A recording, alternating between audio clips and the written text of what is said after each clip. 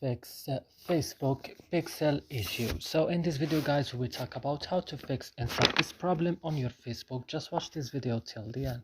So first you have to go and open the settings of your phone, and after this what you should do, you have now to go to apps. Here on apps, search only for Facebook. Where is Facebook?